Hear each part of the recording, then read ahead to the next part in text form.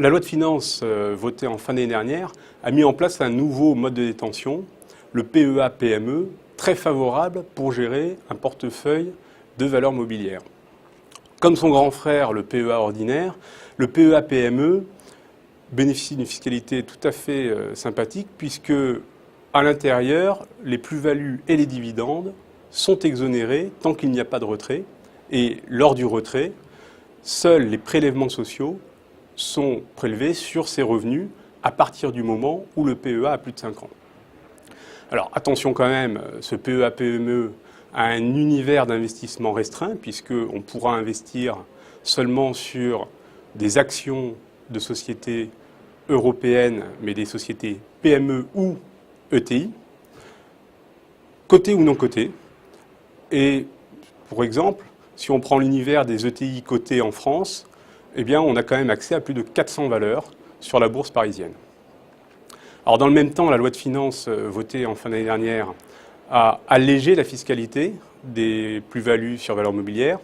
en augmentant l'abattement dont on peut bénéficier pour durée de détention et notamment en faisant passer cet abattement à 65% à partir du moment où on détient ces titres depuis plus de 8 ans. Néanmoins, dans le cas d'une gestion active d'un portefeuille titre, il sera difficile de bénéficier de ces abattements parce qu'il est rare de conserver les titres plus de 2 ans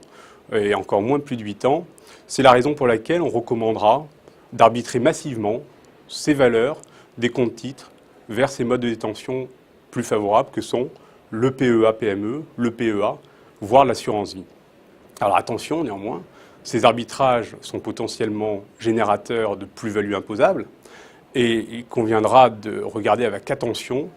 la composition du portefeuille et les titres qu'on pourra arbitrer en priorité,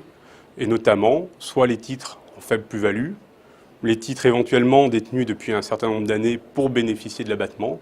voire les titres en moins-value. Alors attention, concernant ces moins-values, si on peut profiter de l'abattement de 65% dont on a parlé tout à l'heure sur les plus-values, malheureusement cet abattement s'applique également sur les moins-values et quelqu'un qui céderait un titre en moins-value qu'il détient depuis plus de 8 ans ne pourrait imputer que 35% de cette moins-value sur ses plus-values réalisées par ailleurs, puisque cette moins-value supporterait l'abattement de 65%.